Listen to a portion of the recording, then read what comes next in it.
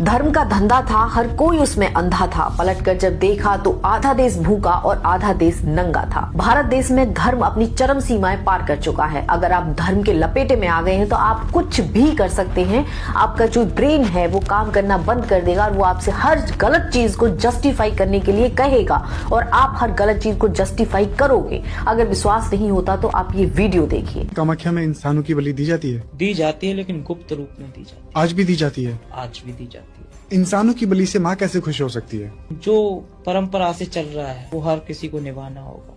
जिस दिन ये कामाख्या में बलि बंद हो गई तो उस टाइम विध्वंस हो जाएगा, पूरे सृष्टि का नाश हो जाएगा। भारत में एक ऐसी माँ रहती है जो पूरी सृष्टि का ठेका जिनके कंधों पर है, जो पूरी सृष्टि को अकेले इकलौती चला रही है, पूरी दुनिया को। लेकिन उनकी फीस आप जानते हो क्या है? भारत की मात्र एक आबादी जो इस पूरी सृष्टि को चलाने का खर्चा उठा रही है। इस माँ की फीस है मानव बलि और मांसाहार। इनके लिए प्रतिदिन 500 से 600 बकरे काटे जाते हैं और मानव बलि दी जाती है।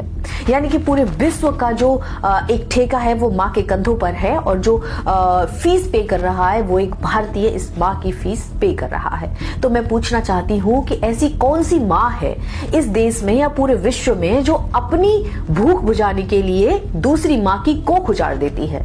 दरअसल ये कोई धर्म नहीं है, ये कोई रीति रिवाज नहीं है, ये कोई सृष्टि की रक्षा नहीं है।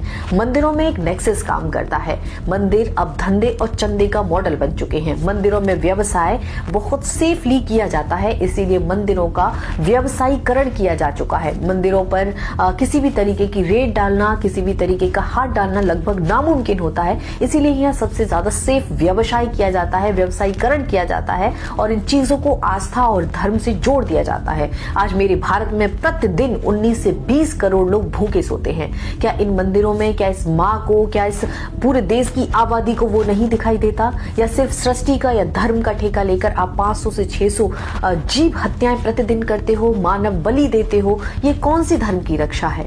ये कौन सी सृष्टि की रक्षा हो रही है? और कौन सी ऐसी माँ है जो आपसे कहती है कि आप प्रतिदिन अपनी माँ की कोख उजाड़कर मेरी भूख को बुझाइए?